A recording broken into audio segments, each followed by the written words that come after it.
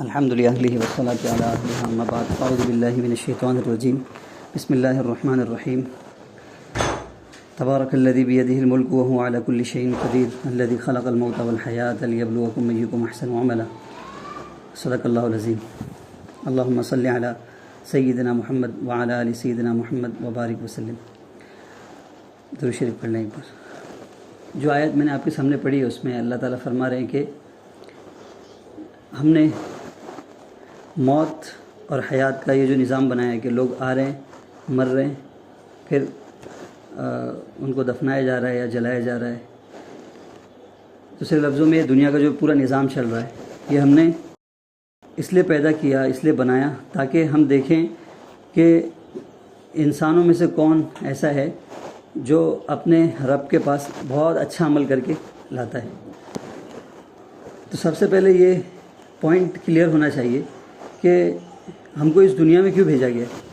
Science یہ کہتی ہے کہ اس سے تو ڈسکس کرتی ہے کہ ہاؤ یونیورس ایگزسٹڈ یا اس کا وجود کیسے ہوا، لیکن واٹ کا سوال اور ہاؤ کا سوال تو کے سوال کا جواب تو ہے، لیکن وائی کا سوال جو ہے اس کا جواب ان کے پاس نہیں، یعنی یہ دنیا کیوں پیدا کی گئی۔ اور اس سوال کا جواب کہ دنیا کیسے بنی، اس کا جواب وہ یہ دیتے ہیں کہ یہ پوری دنیا، پوری یونیورس ایک وقت ایسا تھا کہ ایک پرائمری نیبولا تھی، پھر اس کے اندر ایک زبردست ایکسپلوژن ہوا، اس کے نتیجے میں یہ پوری کائنات بن گئی، اس کے نتیجے میں یہ زمین بھی بن گئی اور یہ پوری کہکشائیں بن گئی، اور جتنی بھی آبزرویبل یونیورس آج نظر آتی ہے وہ بھی، اور جس کو اب تک آبزرو نہیں کر پائے ہیں وہ ساری، اور اس بات کا بھی اقرار کرتے ہیں کہ یہ بہت فائن ٹنڈ ہے، یعنی اس کی ایک ایک چیز بالکل اپنی صحیح جگہ پر لگی ہوئی، اس میں ذرا سا بھی تبدیلی ہو جاتی ہے۔ یعنی مان لو کہ سورج ہماری زمین سے ایک ڈسٹینس پر ہے، اگر وہ ڈسٹینس تھوڑا سا کم ہو جاتا تو بھی انسان کا سروائیول بہت مشکل تھا، اور وہ اگر تھوڑا سا بڑھ جاتا تو بھی انسان کا سروائیول مشکل ہو جاتا ہے، انسان جی نہیں سکتا تھا۔ تو اس سوال کے جواب کے اندر ہی یہ بات چھپی ہوئی ہے کہ یہ اپنے سے نہیں ہوا، بائی ڈیفالٹ اپنے سے جو ہے یہ سیپریشن نہیں ہوا اور یہ بلاسٹ نہیں ہوا، بلکہ کوئی ہے اس کے پیچھے جس نے یہ کیا۔ ان سے جب پوچھتے ہیں کہ کس نے کیا، کیسے ہوا، تو وہ کہتے ہیں کہ اتفاق سے ہو گیا۔ اتفاق سے تو جو ہے چائے کی ایک کپ بھی نہیں بنتا، اتفاق سے تو ماچس کی ایک تیلی نہیں بنتی، اتفاق سے تو درخت کا ایک پتا نہیں بنتا، اتفاق سے تو ریت کا ایک ذرہ نہیں بنتا، اور اتنی بڑی کائنات اتفاق سے بن گئی۔ اور پھر دوسری بات یہ بھی ہے کہ جب یہ ایکسپلوژن ہوا تو آپ دنیا میں کوئی ایسا ایکسپلوژن، ایسا دھماکہ بتا سکتے ہیں کہ جس کے بعد خوشیاں، آبادی، زرخیزی، ہریالی یہ بڑھی ہو۔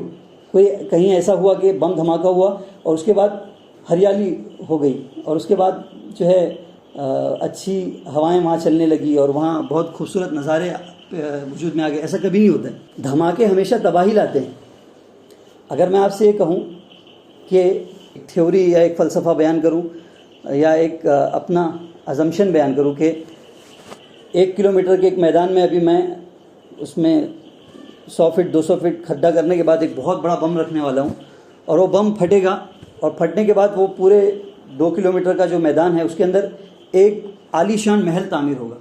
اس محل میں 70,000 کمرے ہوں گے، اور ہر کمرے میں 70,000 دروازے ہوں گے، اور ہر دروازے پر ہزاروں غلام اور خادم کھڑے ہوں گے ہمارے استقبال کے لیے، اور وہاں پر جو ہے باغات بھی ہوں گے، اور پرندے بھی چہچہا رہے ہوں گے، اور باغات لہلا رہے ہوں گے، پھولوں کی مہک ہوگی، اور بہت خوشگوار ماحول جو ہے بن جائے گا۔ تو جب میں تھیوری بیان کر رہا ہوں گا یا اپنا فلسفہ یا اپنا ازمپشن، تو آپ میرے اوپر ہنسیں گے کہ یہ کون سا فلسفہ ہے، ایسا کیسے ممکن ہے کہ دھماکہ ہوگا اس کے بعد اتنی زبردست جو ہے اتنا زبردست محل وجود میں آ جائے گا، یہ ناممکن ہے، امپاسبل ہے۔ تو جب جتنا ہنسی کی اور جتنی بچکانی یہ بات ہے، اس سے کہیں زیادہ بچکانی اور ہنسی کی بات یہ ہے کہ یہ دنیا جو ہے اس کے اندر ایکسپلوژن ہوا اور اتفاق سے یہ ساری کائنات کا نظام بن گیا. کہ یہ اتنا زبردست اس کا نظام اور اتنا خوبصورت نظام، یہ خود بول رہا ہے کہ یہ دھماکہ ہوا نہیں، کسی نے کیا ہے. اور اللہ کا ہم کو کروڑوں درجے شکر ادا کرنا چاہیے کہ اللہ تبارک و تعالیٰ نے ہم کو بائی ڈیفالٹ اپنے ماں باپ کے گود سے یہ سمجھا دیا ہے کہ یہ دھماکہ اللہ نے کیا تھا اور اللہ نے یہ دنیا بنائی. اب وہ یہ تھیوری تو پیش کر دی ہے کہ ایسا ایسا ہوا تھا. پھر اس کے بعد جب ان سے پوچھا جاتا ہے کہ اس دنیا میں ہم کیوں آئے ہیں، تو کہتے ہیں جینے کے ہیں 4 دن. یعنی جوانی کے جو 4 دن ہوتے ہیں 20 سال کے بعد سے لے کے 45-50 سال، یہ 4 دن اس میں بہت جو ہے یعنی جتنا انٹینس لیول پر آپ انجوائے کر سکتے ہیں، جتنا ہنسی خوشی کر سکتے ہیں، جتنا اپنے آپ کو جو ہے خوش رکھ سکتے ہیں، اپنے دل کو، اپنے اطراف کے لوگوں کو، تو یہی اس کا مقصد ہے کہ آپ بس یہ کر لو. اب اس میں کیا کوئی فلسفہ آپ کو سمجھ میں آ رہا ہے؟ یہ بات تو طے ہو گئی کہ اس دنیا کو کسی نے بنایا ہے. تو یہ کیسے ممکن ہے کہ جس بندے نے اس کو بنایا ہے، جو بھی پرسنالٹی، جو بھی شخصیت، جو بھی ہے، وہ بہت سپریم پاور ہے، اس نے بنایا ہے، تو وہ ایسا کیوں کرے گا کہ کسی کو ایسا بنایا ہے کہ وہ زمین پر بیٹھ کر کھانا کھاتا ہے اور اس کے پاس صرف روٹی چٹنی ہے، اور اسی وقت میں اس کے بازو میں ایک گھر ہے، وہ 3 منزلہ ہے، اور وہاں مسیریوں پر بیٹھ کر مرغ مسلم کھاتے ہیں لوگ. اور ایسا کیوں ہوگا کہ ایک بہت بدصورت انسان ہوگا، کالا کلوٹا، اس کو کوئی مطلب اپنے مجلس میں بٹھاتا نہیں ہوگا، اگر وہ نکاح کا رشتہ کہیں لے جائے تو اس کو رشتہ بھی ریجیکٹ کر دیا جائے، اور وہیں ایک بندہ بہت خوبصورت ہے. ایسا کیسے ہو گیا؟ اسی طرح ایسا کیسے ہو گیا کہ کچھ لوگ تو صحیح سالی میں 2 ہاتھ ہے، 2 کان ہے سننے کے لیے، 2 پیر ہے چلنے کے لیے، لیکن وہیں کچھ لوگ ایسے ہیں جن کے پاس ہاتھ نہیں، جن کے پاس پیر نہیں ہے. اگر جو فلسفہ یہ بتلا رہے ہیں کہ نہیں یہ 4 روز انجوائے کرنا ہے، اس کے بعد مر کے چلے جانا ہے، ختم ہو جائیں گے ہم، اگر یہ فلسفہ صحیح ہے کہ اس دنیا کا کوئی مقصد نہیں ہے، تو پھر جس نے ہم کو پیدا کیا ہے، we have to write to, ہم ان کے سامنے یہ بات رکھ سکتے ہیں کہ آپ نے یہ بے انصافی کیوں کی کہ آپ نے ایک کو جو ہے ہاتھ نہیں دیا، ایک کو حسن نہیں دیا، ایک کو مال نہیں دیا، ایسا کیوں پیدا کیا آپ نے؟ لیکن مذہب یا اسلام ہم کو جو فلسفہ دیتا ہے وہ یہ دیتا ہے کہ نہیں، ایسا نہیں ہو سکتا.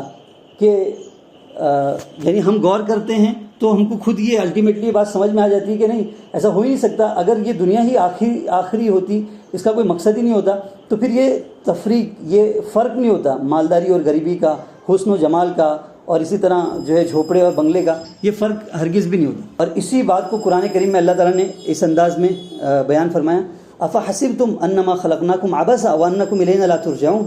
میرے بندو تھوڑا سا غور کرو اور سوچو کہ کیا تم کو ایسا لگتا ہے کہ ہم نے یہ دنیا ایسی بنا دی ہے اور یہ کہ تم ہمارے پاس لوٹ کر نہیں آؤ گے؟ اس کو سوچو. یہ کتنی بچکانی بات ہے کہ تم اس پاور کو، اس ہستی کو مان رہے ہو کہ کوئی ہے جس نے اس کائنات کو بنایا ہے، پھر تم یہ سوچ رہے ہو کہ اس نے بے مقصد بنا دیا، اس کو بس تھوڑا سا انٹرٹینمنٹ کرنا تھا، کوئی ایک دیکھنا تھا کہ انسان کیسے زندگی گزارتے ہیں، اس لیے بنا کسی مقصد کے بنا دیا.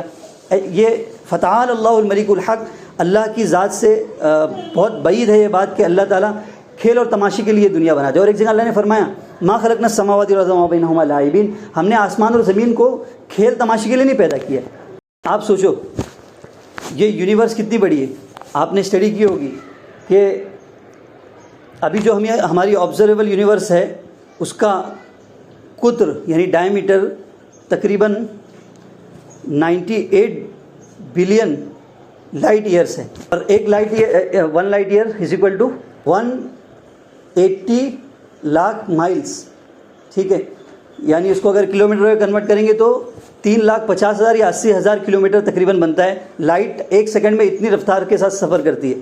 تو 98 بلین ایئرس وہ اگر لائٹ سفر کرے گی تو اتنی یونیورس ہم نے آبزرو کر لی ہے اب تک. اور اس میں کیا کچھ ہے، اس میں اگر بہت دور نہیں جائیں، ہماری اپنی کہکشاں کو لیں، تو ہماری اپنی گیلیکسی کو لیں، تو ہماری اپنی گیلیکسی میں لاکھوں ہزاروں کی تعداد میں نظام شمسی، اس کو کیا کہتے ہیں، سولار سسٹم، یہ ڈیرائیوڈ ہو چکے کہ ہم جیسے ہمارا سولار سسٹم ہے کہ ایک سورج ہے اور نیپچون پلوٹو تک یہ پورے سیارے ہیں، ایسے ہی ہزاروں ہیں نظام.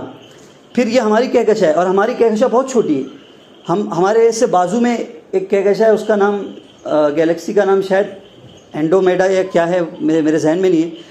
وہ ہماری کہکشاں سے کئی گنا بڑی ہے، اور اس کو آپ سرچ کریں گے تو دیکھیں گے کہ اس مائکروسکوپ کے ذریعے، ٹیلیسکوپ کے ذریعے سے اس کو دیکھا بھی گیا ہے، وہ نظر آئی ہے ستارے کی شکل. یہ جو ہم کو ستارے آسمان میں نظر آتے ہیں نا، یہ بہت بڑے بڑے ہیں. اس نے آبزرو کر کے بتایا تھا کہ اتنا چھوٹا سا ستارہ نظر آ رہا تھا، اور اس نے بتایا تھا کہ یہ جو ہم سے بڑی گیلیکسی ہے وہ یہ گیلیکسی جو چمک رہی ہے. آپ سوچئے وہ اس کا کیا عالم ہوگا. پھر یہ گیلیکسیاں مل کر جو ہے کلسٹرز بناتے ہیں. پھر کلسٹرز مل کر بہت ساری کلسٹرز ملتے ہیں جس میں بہت ساری گیلیکسیاں ہوتی ہیں، وہ سپر کلسٹر بناتے ہیں. پھر سپر کلسٹر بنا کر پھر ہماری آبزرویبل یونیورس یہ سامنے آتی ہے. ٹھیک ہے. اور پھر اپنی کہکشاں میں اگر ہم آئیں تو ہماری کہکشاں میں ہمارے نظام شمسی میں آئیں، ہزاروں جو نظام سولار سسٹم ہماری کہکشاں میں ہیں، ہماری گیلیکسی میں، اس کو اسکیپ کر کے صرف ہمارے سولار سسٹم میں، تو اب تک کتنے ستارے یا کتنے سیارے یا سیلیسٹیل باڈیز ہم نے ڈیرائیو کر لی. آپ کو پتہ ہے ہم نے ایک ایسا سیارہ اور ایک ایسی سیلیسٹیل باڈی ڈیرائیو کی ہے جس میں سے بہت ساری ڈیرائیو کی، اس میں ایک کا نام مجھے یاد آ رہا ہے، پسٹل اسٹار ہے. اس کا جو ٹیمپریچر ہے وہ 10,000 ہے، یعنی وہاں زندگی ممکن نہیں. اور وہ سورج سے تقریباً شاید مجھے آنکڑے یاد نہیں ہے 500 ملین گنا بڑا ہے وہ. پھر پسٹل اسٹار کے بعد اور بھی بہت سارے وی وائی اسکوٹی اور بھی بہت سارے ایسے سیارے ڈیرائیوڈ ہوئے ہیں جس میں ہمارے سورج جیسے بلین سورج آ سکتے ہیں. اور سورج کتنا بڑا ہے؟ سورج ہماری جو زمین جس پر ہم رہتے ہیں اس زمین کے سے 13 لاکھ گنا جو بیان کیا جاتا ہے سورج بڑا ہے. یعنی ہماری جیسی زمین 13 لاکھ زمینیں اس کے اندر سما سکتی ہے. پھر ہماری زمین کتنی بڑی ہے؟ ہماری زمین میں 71% حصہ یہ کیا ہے؟ پانی، اور 29% حصہ ہے خشکی ہے. ٹھیک ہے. اور اس خشکی میں انٹارکٹیکا بھی آتا ہے جہاں پر لائف سروائیو نہیں کر سکتی. پھر اس میں جو ہے بر اعظم ہیں. ان بر اعظموں میں یعنی اب اس زمین کے اوپر میری اور آپ کی مثال، ایک فرد واحد کی، اس کو کیا مناسبت ہو سکتی ہے زمین سے؟ ایک معمولی سے پکسل بھی نہیں ہے ہم لوگ زمین کے، بہت معمولی سے چھوٹے سے پکسل بھی نہیں ہے.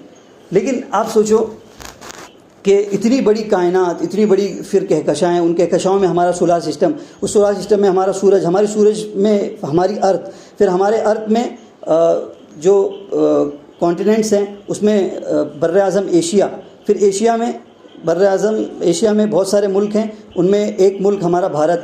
پھر ہمارے بھارت میں بہت سارے صوبے ہیں، بہت سارے اسٹیٹس ہیں، اس میں ایک اسٹیٹ کرناٹکا میں بہت سارے صوبے ہیں، بہت سارے ضلع ہیں، ان میں پھر ہمارا یہ بیلگام، پھر بیلگام میں بہت سارے نگر ہیں، ان میں ہمارا یہ شاہو نگر، پھر شاہو نگر میں بہت سارے کراس ہیں، ان میں ہمارا یہ دوسرا کراس، پھر اس کراس میں بہت سارے گھر ہیں، ان گھروں میں بہت سارے لوگ رہتے ہیں. تو لیکن ان گھروں میں رہنے والا کوئی ایک معمولی سے معمولی بندہ بھی جب کوئی چھوٹا سا بھی کام کرتا ہے تو وہ پوری پلاننگ بتاتا ہے. کہ کوئی اگر ایک باربر ہے، وہ ایک اپنی دکان کھول رہا ہے ہیئر کٹنگ کی، تو وہ اس سے اگر پوچھو کہ بھائی یہ ہیئر کٹنگ کی دکان تو کیوں کھول رہا ہے، تو بتائے گا ارے تم کو معلوم نہیں، اس کا اسکوپ بہت ہے، ابھی کیا ہے بال کٹانے کا ٹرینڈ بہت بڑھ رہا ہے، اور میں ابھی یہ اس میں کرنے والا ہوں، اور میرا ریونیو جو ہے نا اس سال تو اتنا 1000 رہے گا، پھر اس کے بعد اتنا ہو جائے گا، اس کے بعد میرے پاس اتنی ساری موڑی اور اتنے سارے پیسے جمع ہو جائیں گے، پھر میں یہ کروں گا وہ کروں گا. ایسا وہ پورے فلسفے بیان کرے گا. اپنی موت کے بعد کی پلاننگ بھی آپ کے سامنے رکھے گا کہ میں یہ سب سوچ کر چل رہا ہوں. آپ سوچئے ایک معمولی سا انسان اتنی ساری پلاننگ کے ساتھ چل رہا ہے. تو پھر کائنات کو بنانے والے اللہ، یہ کائنات اللہ کے آگے اس کی کیا حیثیت ہے؟ اللہ تعالیٰ نے اس کو بنایا. تو یہ بنا مقصد کے کیسے ہو سکتی ہے؟ یہ بھی ایک مقصد کے لیے. اور مقصد کیا ہے؟ میں نے جو آپ کو بیان کیا آپ کے سامنے کہ الذی خلق الموت والحیات لیبلوکم ایکم احسن. اللہ کو یہ دیکھنا ہے کہ تم میں کون احسن عمل کرتا ہے، یعنی ہو از بیسٹ ان ڈیڈ. اعمال میں کون بہتر، اعمال میں تم میں سے کون اچھا ہے، کوانٹٹی کے اعتبار سے نہیں، کوالٹی کے اعتبار سے. کس کے اعمال کے اندر کوالٹی کتنی ہے، کون اچھے اعمال کر لاتا ہے. اللہ کو صرف یہ دیکھنا ہے، اللہ کو اسی کا امتحان لینا ہے. جو کروڑ پتی ہے وہ شکر کا امتحان دے رہا ہے، جو روڈ پتی ہے وہ صبر کا امتحان دے رہا ہے. دونوں امتحان دے رہے ہیں. آپ کو پتہ ہے کل قیامت میں ایک مالدار کو لایا جائے گا جس کو اللہ نے بہت مال دیا تھا، تو اس نے عیاشی کی ہوگی اور جو ہے مال کو غلط جگہ پر خرچ کیا ہوگا. تو اللہ تعالیٰ کے دربار میں اس کو پیش کیا جائے گا. تو وہ اس کا حساب چکتا ہوگا، وہ جہنم کے حوالے کر جائے گا۔ پھر ایک مالدار کو لایا جائے گا، اس سے پوچھا جائے گا کہ کیا ہم نے تجھ پر کچھ احسان کیا تھا؟ اس نے کہا کہ اللہ آپ کے احسانوں تلے تو میں ڈوبا ہوا تھا۔ کیا ہوا تھا؟ کہا یہ میرا گھر، میری گاڑی، میرے بیوی بچے، میرے صحیح سالم اعضاء، یہ سارے آپ ہی نے تو دیے تھے۔ تو کیا کیا تو نے؟ اللہ میں نے آپ کا شکریہ ادا کیا، آپ کے بندے جو دوسرے تھے محتاج ضرورت مند، میں نے ان کی ضرورتیں پوری کرنے کی کوشش کی، بس یہ کچھ میں جو مجھ سے بن پڑا وہ کیا، اور جو مجھ سے غلطیاں ہوئی میں اس کے بارے میں شرمندہ اور پشیمان ہوں، میں آپ کے سامنے حاضر ہوں۔ تو اللہ تعالیٰ فرمائیں گے اس کو معاف کر دو، جنت میں ڈال دو۔ پھر ایک جھوپڑے میں رہنے والے کو لایا جائے گا، غریب انسان کو، اس سے پوچھا جائے گا کہ اللہ کی نعمتوں کے بارے میں تیری کیا کارگزاری ہے، تو کیسا سمجھتا ہے؟ اس نے کہا مجھے ملا ہی کیا تھا، مجھے تو ایک جھوپڑا ملا تھا، زمین میرا بستر تھا، مٹی پر میں سوتا تھا، کھانے کے لیے بھی مجھے صحیح سے چیزیں میسر نہیں تھیں۔ تو پھر اس روایت میں ہے کہ اس سے پوچھا جائے گا کیا تجھ کو 2 آنکھ نہیں ملی تھی؟ کیا تجھے سننے کے لیے 2 کان نہیں ملے تھے؟ کیا پکڑنے کے لیے 2 ہاتھ نہیں ملے تھے؟ کیا تجھے صحیح سالم جسم نہیں ملا تھا؟ تجھے دماغ نہیں ملا تھا؟ ملا تھا، یہ بھی تو اللہ کی نعمت ہی تھی۔ تو کہا جائے گا یہ ناشکرہ ہے، اس کو اٹھا کر جہنم میں ڈال دو۔ پتہ چلا کہ اگزام دونوں کا ہو رہا ہے، کسی کا صبر کا، کسی کا شکر کا۔ کسی کے پاس مال ہے تو زکوٰۃ وہ دیتا ہے کہ نہیں دیتا ہے، اس کا ایگزام ہے۔ جس کے پاس مال نہیں ہے تو زکوٰۃ کے پیپر میں اس کو 100 میں سے 100 مل گیا۔ ان لوگوں کو زکوٰۃ کا پیپر لکھنا ہے، ان لوگوں کو زکوٰۃ میں 100 میں سے 100 مل گیا۔ اب دوسرے اعمال ہیں، صبر ہے، شکر ہے، اور معاملات ہیں، معاشرت ہیں، کس طرح وہ زندگی گزار رہا ہے، وہ دوسرے الگ الگ پہلوؤں سے اس کو ایگزام دینا ہے۔ تو خیر سب سے پہلے یہ پوائنٹ ہمارا کلیئر ہونا چاہیے کہ ہم اس دنیا میں کیوں آئے ہیں۔ یہ اگر آپ کے سامنے رہے گا نا، تو طوفان بھی سامنے سے آ رہا ہوگا نا، تو آپ ڈٹے ہوئے رہو گے۔ کس کی طرح؟ مسکان کی طرح۔ آپ کے کرناٹکی ہی بچی تھی، وہ آپ نے بھی سنا ہوگا نا، کچھ سال پہلے لوگ آئے کہ اس کا حجاب اتاریں گے، لیکن اس نے ہو سکتا تھا کہ اگر وہ ان کی بات مان لیتی تو وہ چلے جاتے، اور یہ بھی ڈر تھا کہ اگر نہیں مانتی ہے تو وہ اس کو پکڑ کر مار دیتے۔ ہمارے یہاں تو جب اس طرح لوگ کرتے ہیں، جو حکومت سے ملے ہوئے لوگ ہیں، وہ جب کوئی کرائم کرتے ہیں تو کرائم ہو جاتا ہے، اس کے بہت دیر کے بعد جو ہے ہمارا سسٹم جاگتا ہے اور پھر مجرموں کو پکڑنے کی کوشش کرتا ہے۔ تو اس کے دل میں ڈر بھی تھا، لیکن اس کو یہ سمجھ میں آ گیا تھا کہ نہیں، میں اچھا یہ بھی ڈر تھا کہ میں جس کالج میں جا رہی ہوں وہاں سے ہی مجھے نکال دیا جائے۔ تو اس نے یہ سوچا کہ تعلیم بھی ضروری ہے، اور دوسری تمام چیزوں کے ساتھ اسلام بھی بہت زیادہ ضروری ہے۔ میں پہلے اسٹوڈنٹ یا طالبہ نہیں ہوں، پہلے میں مسلمان ہوں۔ میں جیسے اسٹوڈنٹ ہونے کے لیے کے اعتبار سے میری یہ ذمہ داری ہے کہ میں کالج کے رولز کو فالو کروں، ایسے مسلمان ہونے کے ناطے میری ذمہ داری ہے کہ میں توحید پر قائم رہوں، اور میں اپنے اسلام پر فخر کروں، میں اپنے حجاب پر فخر کروں۔ تو اس کی اس نیت نے اس کو اس طوفان سے لڑنے کی اس کے اندر طاقت پیدا کر دی، اور پھر کیا بنی؟ وہ رول ماڈل بن گئی۔ آپ کو پتہ ہے، ایک غریب گھر کی بچی، میں جانتا ہوں میرے اپنے جاننے والوں میں مولانا سجاد نعمانی صاحب، مولانا عیسیٰ بندے الہی جو یہاں آئے تھے، وہ باقاعدہ ان لوگوں نے مجھے ویڈیوز بھیجے کہ ہم نے اس سے کال کر کے بات کی کہ بیٹا کیسی ہو، ہم تمہارے لیے دعا کرتے ہیں، اور تم نے جو ہے اسلام کا، مسلمانوں کا سر اونچا کر دیا، اور بہت ساری بچیاں تمہاری اس اسٹوری سے بہت انسپائر ہوئی ہیں، اور وہ بھی اب اپنے حجاب پر فخر کریں گی۔ تو یہ ذریعہ اور سبب بن گئی۔ یہ کب ہوتا ہے؟ جب ہم اندر سے یعنی یہ کانسیپٹ کلیئر ہوتا ہے کہ ہم یہاں پر صرف زندگی گزارنے کے لیے نہیں آئے ہیں، بلکہ ایک مقصد کے لیے آئے ہیں۔ وہ مقصد ہے کہ ہم ایگزام دے رہے ہیں، اور وہ ایگزام یہ کہ ہم اللہ کو راضی رکھ پاتے ہیں کہ نہیں۔ ٹھیک ہے، ایک بات تو یہ ہوگی۔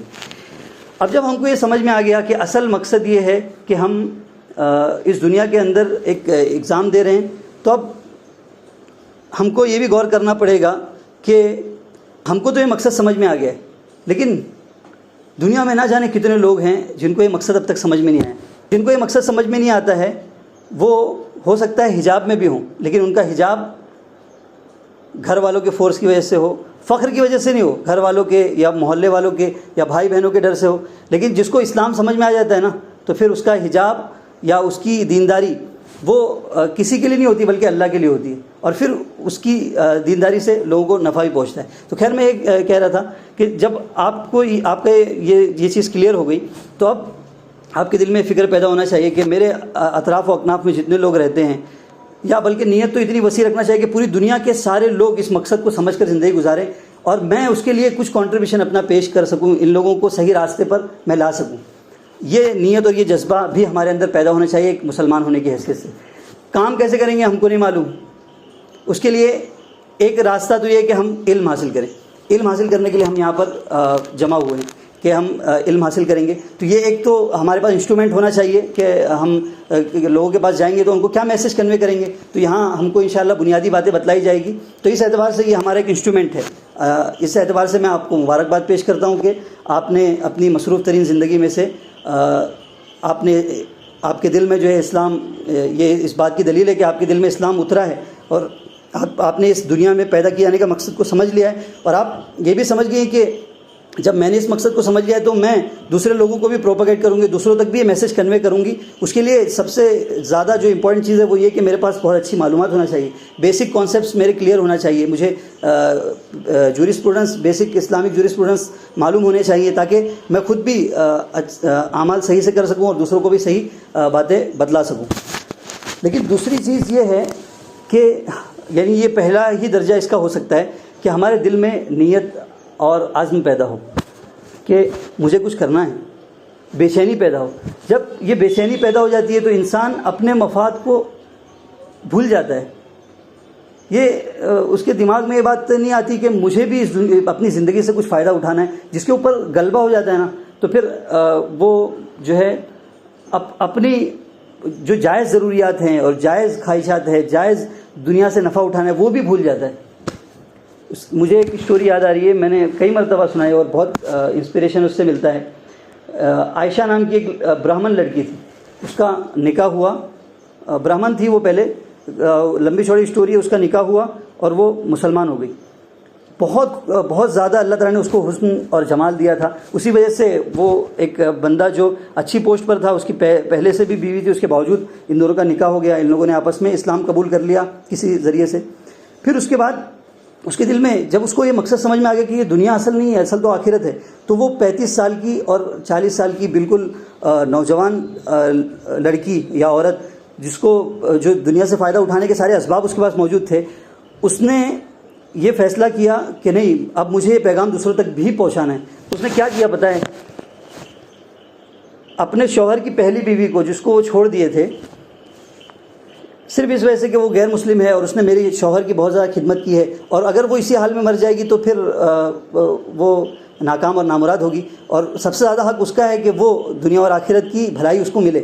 تو اس نے فون لگا کر ان سے بات کی کہ آپ آ جائیے. اور پھر جب وہ آئی تو آنے کے بعد انہوں نے کہا کہ بہن، میں آپ کی زندگی کا روڑا میں بنی. اب یہ چیزیں ایسی ہیں کہ مطلب ایک شادی شدہ انسان ہی سمجھ سکتا ہے کہ کتنی زیادہ کمپلیکیٹڈ بات ہے کہ ایک بیوی اپنے کسی دوسری بیوی کو مطلب اپنے شوہر کی دوسری بیوی کو بلائے ساتھ میں رہنے کے لیے. اور پھر اس نے یہ کہا کہ میں یہاں سے الگ ہو جاؤں گی، آپ یہاں پر رہیے، بس میں یہ چاہتی ہوں. اور اس کے بعد اس نے اسلام کی دعوت اس کے سامنے پیش کی اور اس بندے نے اسلام کو قبول کر لیا اور وہ خوش ہو گئی. اور پھر 40 سال کی ہی تقریباً اس کی عمر تھی اور اتنا زیادہ اللہ سے اس کا تعلق بن چکا تھا، ہزاروں لوگ اس کے ذریعے سے ہدایت پر آئے. 40 سال کی عمر میں اچانک سے ایک دن اس کی طبیعت خراب ہوئی اور پھر جو ہے جو پہلی والی بیوی تھی وہ ان سے ملنے کے لیے برابر آتی رہتی تھی. تو ایک دن شکایت کی کہ میرے سر میں درد ہے، اور اس کے بعد کہنے لگی دیکھو حضور مجھے لینے کے لیے آ گئے. اور پھر زور سے چیخ ماری، پہلے مسکرائی پھر چیخ ماری اور زور سے کلمہ پڑھا، اس کے بعد اس کی جان نکل گئی. تو دیکھیے اب جائز اپنی ضرورتیں، جائز دنیا سے فائدہ اٹھانا وہ بھی انسان بھول جاتا ہے. تو خیر سب سے بڑی چیز جو ہے وہ یہ ہے کہ یہ پیغام میں دنیا کے اندر کیسے پھیلا سکتا ہوں یا کیسے پھیلا سکتی ہوں.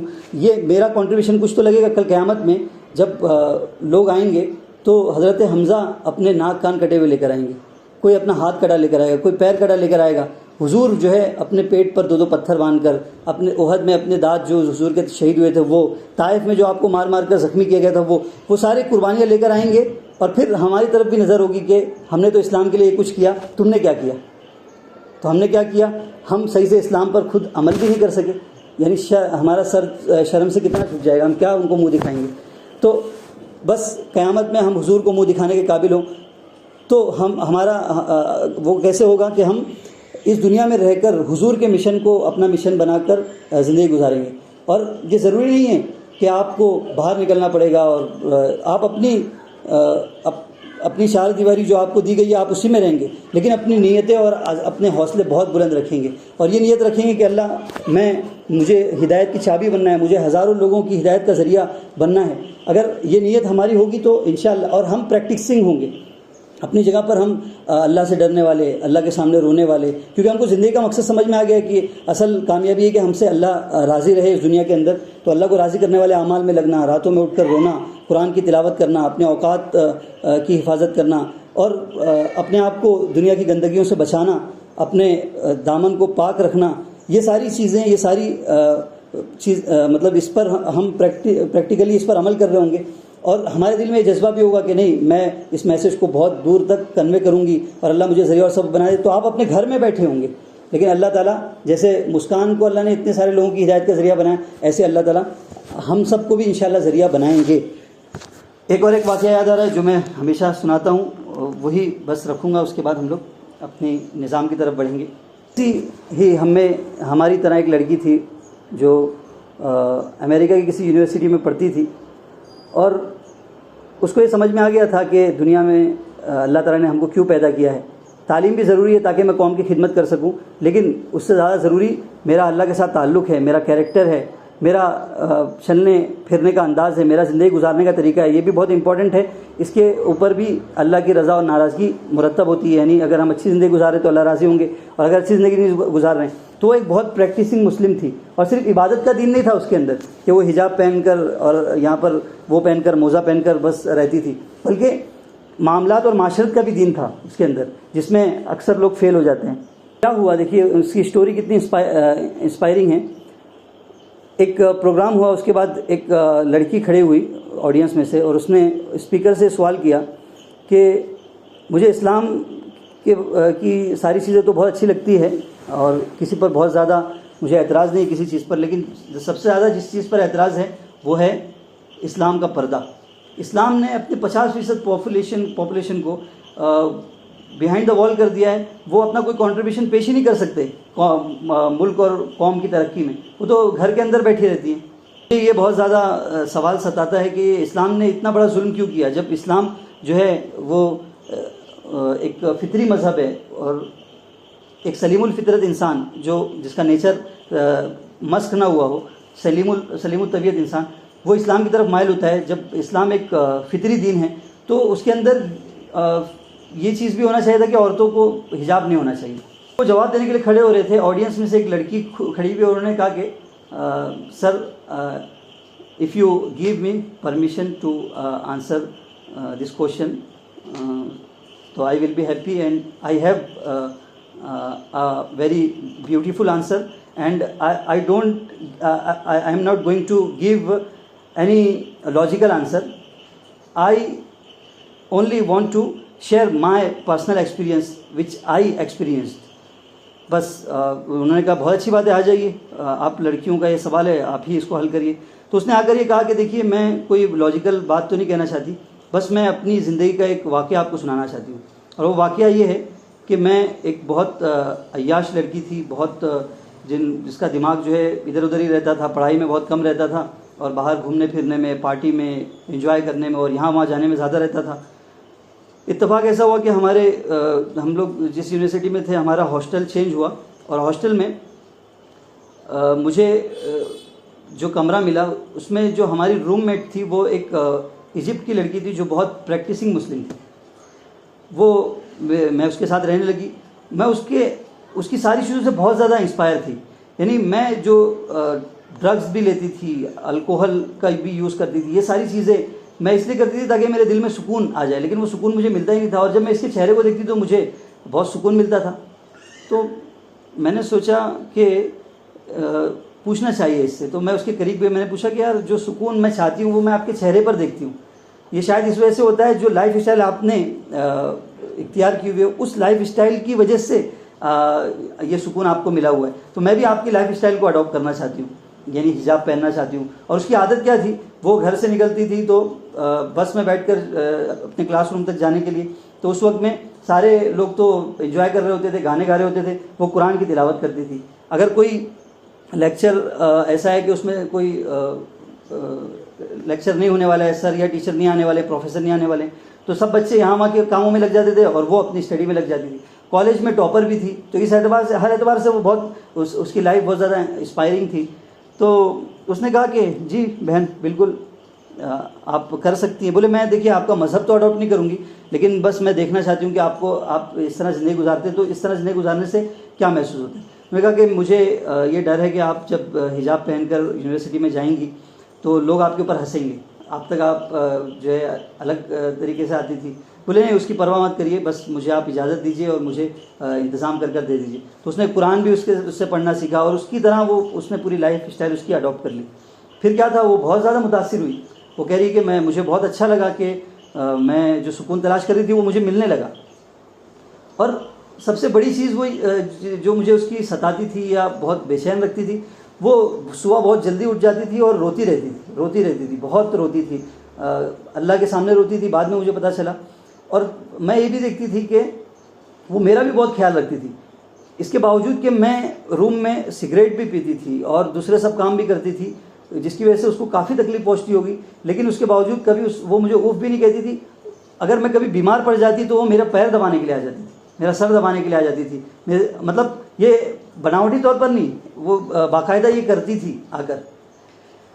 اور یہ کیوں کرتی تھی؟ وہ اسلام نے یہ تعلیم دی ہے نا کہ ہم جیسے جو ہے نماز پڑھنا یہ آپ کے لیے ضروری ہے, ایسے ہی جن کے ساتھ آپ رہتے ہیں ان کے بھی آپ کے اوپر حق ہیں, تو آپ ان کے حقوق کو بھی پورا کریے, ان کے حقوق کو پورا کرنا بھی آپ کے لیے ضروری ہے.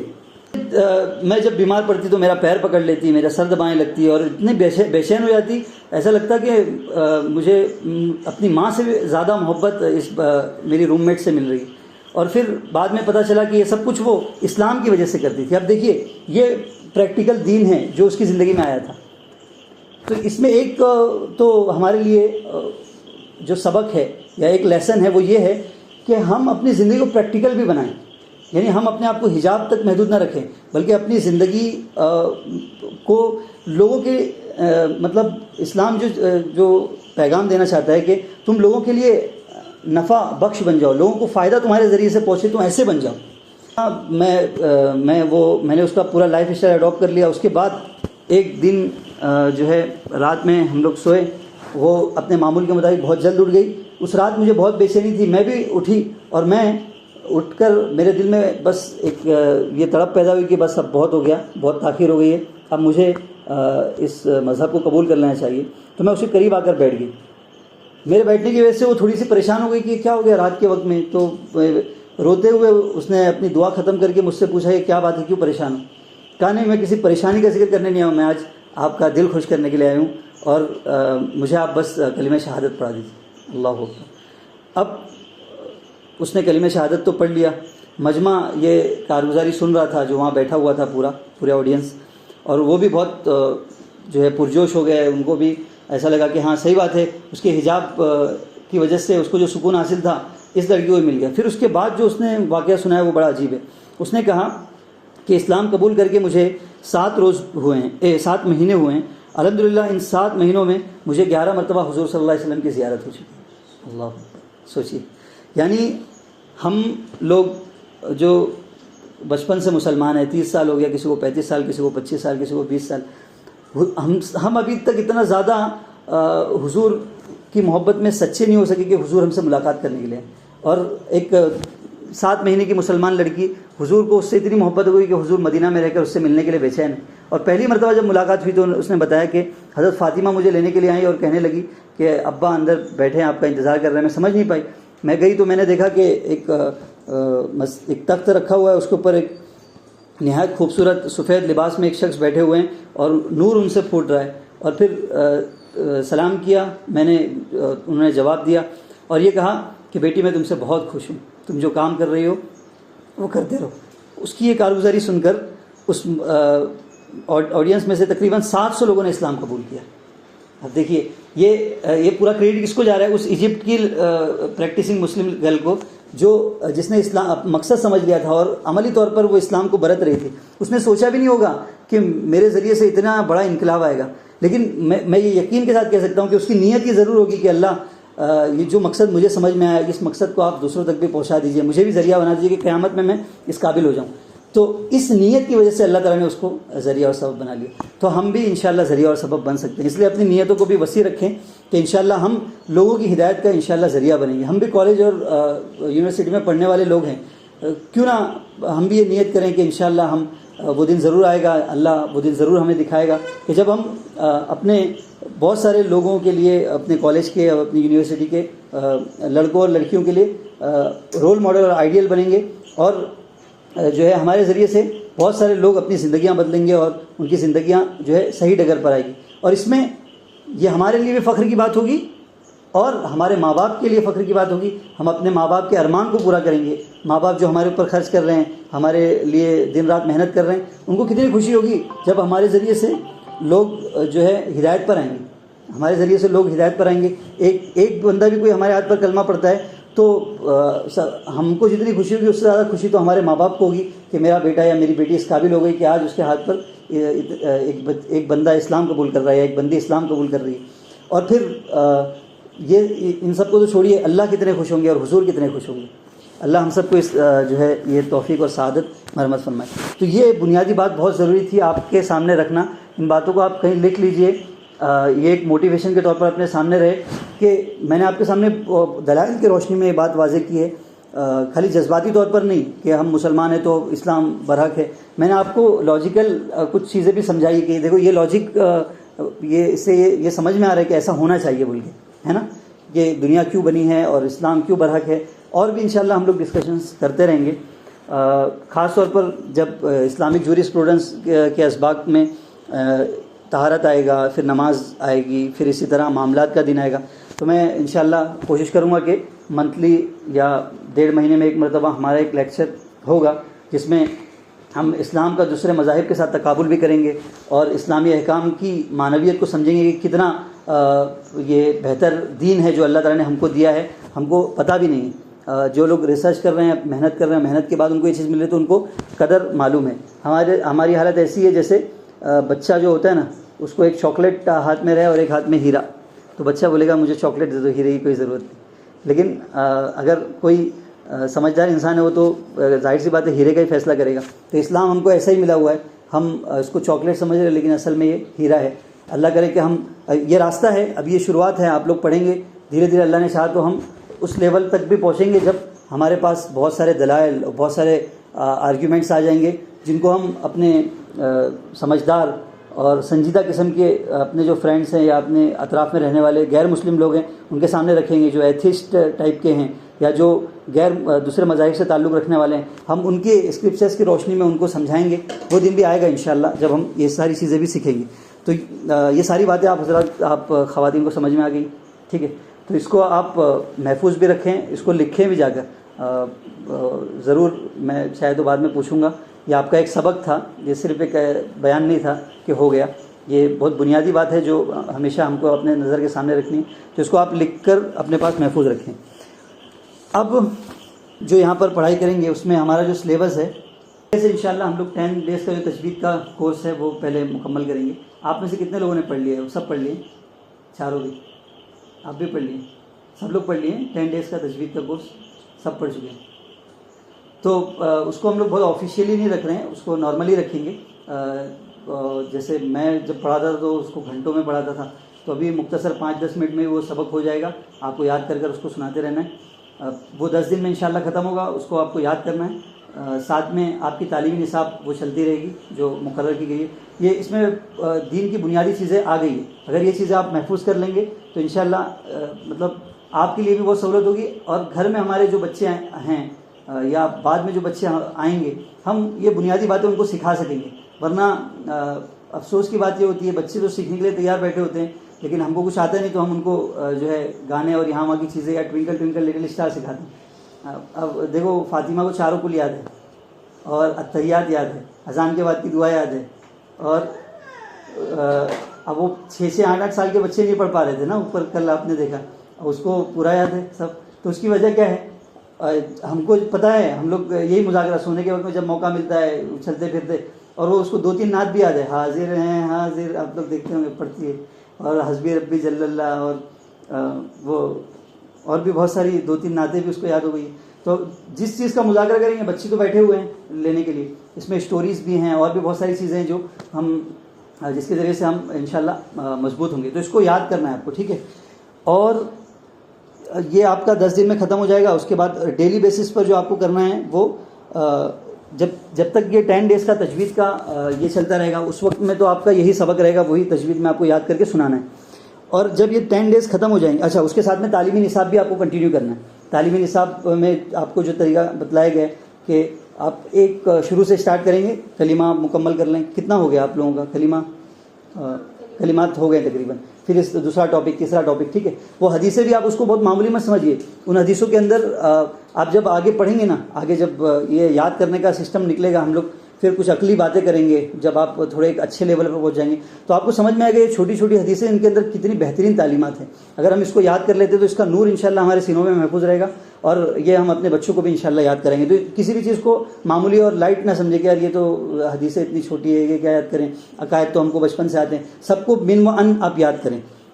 جب یہ 10 ڈیز کا وہ ختم ہو جائے گا تو تعلیمی نصاب ہماری ایز اٹ از کنٹینیو رہے گی، اور ساتھ میں قرآن آپ کے ایڈ ہو جائے گا. یعنی آپ میں سے اگر جو قرآن پڑھنے والے ہیں وہ قرآن پڑھیں گے، اور جو قاعدہ پڑھنے والے ہیں ان کو قاعدہ ہم دے دیں گے، قاعدہ وہ کنٹینیو کریں گے، ٹھیک ہے. اور اس کے ساتھ میں ویکلی ونس اے ویک آپ کو سیٹرڈے کو یا تھرسڈے کو بیسک مسائل آف اسلامک جوریسپروڈنس کے نام سے لئی وہ بک دے دیجیے ابھی سب کو. یہ بک ہے جس میں طہارت یعنی پیورٹی یا پیوریفیکیشن، پھر عبادات، اور اس کے بعد معاملات اور معاشرت کی کچھ موٹی موٹی چیزیں، موٹی بنیادیں ہم نے ذکر کی ہے. اس کو ہم نے ہی منتخب کر کے اپنے سلیبس میں داخل کیا، اور آپ لوگوں کے لیے اس کو وہ کیا ہے. سب کو اردو آپ لوگوں کو آتی ہے؟ سب کو آتی ہے. ہاں، یہ بھی بہت اچھا پوائنٹ ہے، بینیفٹ ہے. جن لوگوں کو اردو نہیں آتی ہے آپ لوگ تھوڑا سا ان کے ساتھ کوآپریٹ کریں، ان کو بتلائیں، سمجھائیں. اور یہ بک کا فائدہ یہ ہے کہ اگر ہم میں سے کسی کو اردو نہیں آتی ہے تو اپنے گھر والوں میں سے کسی کو آتی ہوگی تو اپنے گھر والوں کے ساتھ بیٹھ کر ان کے ساتھ میں پڑھ لیں اور یاد کریں. تو یہ ونس اے ویک ہوگا آپ کا، اور آپ کو بتلا دیا جائے گا کہ کیا کرنا ہے. ابھی تو جو فرسٹ لیکچر اس کا ہوگا وہ انشاءاللہ میں ہی لوں گا، اور اس کا ٹاپک یہ ہوگا کہ سب سے پہلے واٹ از اسلامک جوریسپروڈنس یا کوالٹیز آف اسلامک جوریسپروڈنس. اسلام نے جو زندگی گزارنے کے الگ الگ طریقے بتلائے ہیں، اس کا کیا مطلب اس کی ساری دنیا کے مذاہب کو اور ایتھیکل سسٹمز کو اور قوانین کو سامنے رکھتے ہوئے اسلام نے جو قانون سمجھایا ہے ہم کو، وہ کتنا زیادہ اہم ہے. اس کے اوپر کچھ دیر گفتگو کروں گا میں. اور دوسرا سب سے پہلا جو ٹاپک ہے ہمارا طہارت. تو طہارت کمپیریٹو ریلیجن پر کے مطابق ہم اس کو دیکھیں گے کہ اسلام نے جو طہارت کا تصور، پاکیزگی ہمارے اندر ہونا چاہیے، اس پر جو اہمیت دی اور الگ الگ جہتوں سے اس کی طرف رہنمائی کی. دوسرے مذاہب جو اپنے سچا ہونے کا دعویٰ کرتے ہیں، صرف طہارت کا کانسیپٹ ایسا ہے کہ اگر کوئی اس کو سمجھ لے تو یہ اس کا دل ماننے کے لیے تیار ہو جائے گا کہ اسلام برحق ہے دوسرے مذاہب کے مقابلے میں، کیونکہ جو سچا مذہب ہے وہی اتنی گہرائی کے ساتھ تعلیم دے سکتا ہے. دوسرے مذاہب کے سے ہم اس کا تقابل کریں گے کہ امپورٹنس آف طہارت اور ڈسٹنکشن آف طہارت یہ کہہ سکتے ہیں، ٹھیک ہے. اور یہ تو آپ کا ہو گیا. اس کے بعد منتھلی پروگرام ہمارا یہاں ہوتے رہتا ہے، ٹھیک ہے. تو منتھلی پروگرام میں آپ لوگ بھی ایڈ رہیں گے، اور آپ کو بھی صورتیں دی جائے گی. ایک آپ کو بتلا دی جائے گی کہ یہ صورت آپ کو مشق کرنا ہے، یا رکوع کوئی بھی یا صورتیں آپ اس کو یاد کر کے وہاں مائک میں پڑھیں گے آپ لوگ بھی. اور آپ لوگوں کے درمیان جتنے بھی رہیں گے ہم لوگ مقابلہ کریں گے، جو اچھا بہتر ریسیٹیشن جن کا رہے گا ان کو ہم انعامات بھی دیں گے انشاءاللہ. اور اسی طرح حاضری بہت زیادہ ضروری ہے، ٹھیک ہے. اس کے لیے سب سے زیادہ جو زہر اور پوائزن ہے وہ غیر حاضری ہے. کوشش کریں کہ جہاں تک ہو سکے ہم حاضر رہیں. آپ میں سے جو پابندی کے ساتھ آئیں گے تو ہم ان کو انشاءاللہ ایک چھوٹا موٹا جو بھی انعام ہم سے بند پڑے گا منتھلی پروگرام کے اندر وہ انعام بھی دیں گے کہ آپ نے پابندی سے حاضری دی اس کے لیے، ٹھیک ہے. یہ ساری آپ کی ترتیب رہے گی. اور اس کے بعد ایک چیز یہ کہ 3 مہینے میں ایک مرتبہ آپ کا ایگزام بھی ہوگا. ابھی نیکسٹ ایگزام کی جو ڈیٹ ہے وہ 19 اکتوبر کو آپ کا ایگزام ہوگا. اس میں آپ نے جو 10 ڈیز کی تجوید کے وہ پڑھیں اس کا بھی ایگزام رہے گا، اور تعلیمی نصاب آپ کی جہاں تک جس کی بھی ہو جائے گی اس کا وہاں تک ایگزام رہے گا. تو کچھ دن پہلے آپ کو ریویژن کے لیے وقت دیا جائے گا. اور بیسک مسائل آف اسلامک جورسپروڈنس، یہ آپ کو درسن پڑھایا جائے گا. آپ کو بہت زیادہ مطلب یاد کر کے وہ نہیں آنا ہے. یہ جو کتاب آپ کو دی گئی تو اس کو بس خالی ایسے یاد کرنا ہے، دیکھتے رہنا ہے، سمجھتے رہنا ہے، مسائل کو محفوظ کرنا ہے اپنے ذہن میں. اس کا بھی ایگزام ہوگا تو آپ اس کا ریویژن کر لیں گے، ٹھیک ہے، آپس میں. تو یہ پوری ترتیب رہے گی، یہ پورا اسٹرکچر رہے گا. اور چھٹیاں بھی ہم لوگ انشاءاللہ آپ کو ایک ٹینٹیو کیلنڈر بھیج دیں گے. آپ ان کو بھی، اور ان کا ایک گروپ بنا لیجیے، ٹھیک ہے. اس گروپ میں وہ اپڈیٹس بھی دے دیجیے، اور یہ چیزیں جو میں نے بھی ڈسکس کی اگر وہ بھی تھوڑا سا اس کو ٹیکسٹ میں کر کے کہ یہ چیزیں ڈیلی بیسس پہ کرنا ہے، ابھی یہ کرنا ہے، یہ ساری چیزیں بھی ان کو بھیج دیجیے. اس کے اکارڈنگ ہم آگے بڑھیں. کسی کو کوئی سوال اور جواب کچھ کرنا ہے، کوشچن آنسر کا بھی سیشن ہونا چاہیے. خالی میں ہی بولتا رہوں تو بھی اچھا نہیں. کوئی بات ایسی ہے جو نہیں سمجھ میں آئی، یا کچھ آپ کو بھی کچھ سوالات ہیں تو سب کلیئر ہے بچپن سے ماشاء اللہ. بہت ہمارے یہاں یا تو سوالات ہوتے نہیں ہیں ہمارے لوگوں کو، یا سوالات اگر ہوتے ہیں تو ایسے ہوتے ہیں کہ اس کی کوئی سینس اور تک نہیں بنتی. اب ایک صاحب استاد ہمارے ایک مرتبہ کیا کیے، درس ہوا ان کا، بولے پوچھو کسی کو کوئی سوال ہے کیا. تو اس میں ہم کو یہ مسئلہ بیان ہوا تھا کہ اگر کنویں کے اندر کوئی جانور بڑا گر کے مر جائے تو پورے کنویں کا پانی نکالا جائے گا. یہ سب مسائل بیان ہوئے. تو استاد پوچھے بولو کسی کو کوئی سوال ہے، تو کسی نے کوئی سوال نہیں کیا. جب بار بار وہ بولنے لگے تو ایک بچے نے، ایک طالب علم نے یہ سوال کیا کہ حضرت ساری باتیں تو سمجھ میں آئی ہے، لیکن کنویں کا پورا پانی خالی کریں گے تو کنواں پاک ہو جائے گا. یا 300 ڈول، اگر کنواں چشمے والا ہے اندر سے پانی نکلتا ہے تو 300 ڈول پانی نکال دیں گے تو پاک ہو جائے گا. میں نے کہا کہ اگر کوئی کسی گاؤں کے لوگ ایسے ہوں کہ وہ پانی نکالنا ہی نہ چاہیں تو وہ کنواں کیسے پاک ہوگا؟ حضرت نے بولا چپ بیٹھو، سوال مت کر. جیسے وہ ایک بہو آئی تھی نا گھر میں، تو اس کو ساس نے بہت بولا کہ کچھ بولتی نہیں ہو بیٹا، کچھ بولا ہو، آپ تو کچھ بولتی نہیں ہو، کچھ بولو. تو پھر اس نے جب بولنے کے لیے منہ کھولا تو اس نے کہا کہ میں آپ کے ساتھ نہیں رہنا چاہتی ہوں. بولے تو نہیں بولتی تو یہ اچھا تھا. تو ایسا ہے، ٹھیک ہے. آپ کو کچھ بھی سوالات رہے نا اسلام کے بارے میں بھی آپ غور کریے. آپ بائی چوائس اسلام قبول کریے. آپ لوگ بھی ابھی اس عمر میں ہم لوگ سب پہنچ چکے ہیں کہ وہی کیا ہوتی ہے، رسول آخری رسول کیوں ہے، اللہ ہی کیوں رب ہو سکتے ہیں، گنپتی بپا کیوں نہیں رب ہو سکتے ہیں. آپ کو اگر کوئی بھی سوال ستا ہو آپ سوال لکھیے، پہنچائیے. انشاءاللہ اگر سوالات مناسب اچھے رہے تو ہم لوگ اس کے اوپر سیشن رکھیں گے، بیٹھیں گے، اس کو سمجھیں گے تاکہ ہم بائی چوائس مسلمان رہیں. ٹھیک ہے. اچھا، اب یہ فارمیلٹیز بھی پوری ہونا ہی ہیں. یہ آپ کو فارمز دیے جا رہے ہیں، یہ فارم آپ سب کو فل اپ کرنے ہیں. ٹھیک ہے.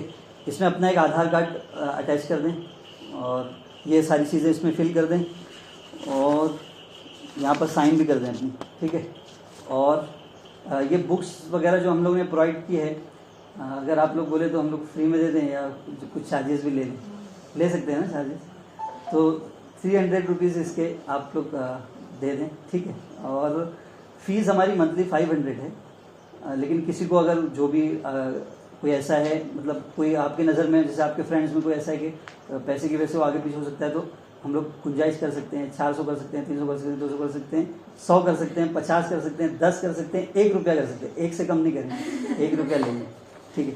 تو پڑھائی مطلب پیسے وہ نہیں ہے، لیکن ایک ڈسپلن مینٹین کرنے کے لیے اور نظام اسموتھلی رن ہو، اس کے لیے ہم لوگ تھوڑا سا یہ بھی کریں گے. ٹھیک ہے. تو یہ فارمز آپ کل سبمٹ کر دیں لا کر، پرسوں یعنی جب آپ کا وہ رہے گا. اور یہ جو درس ہوا ہمارا، اس سے آپ کو فائدہ ہوا، آپ لوگوں کو سمجھ میں باتیں آئیں. ٹھیک ہے. چلیے، اللہ تعالیٰ ہم سب کو عمل کی توفیق عطا فرمائے. سبحان اللہ و بحمدہ، سبحانک اللہم و بحمدک، نشہد ان لا الہ الا انت، نستغفرک و نتوب الیک. سبحان ربک رب العزۃ عما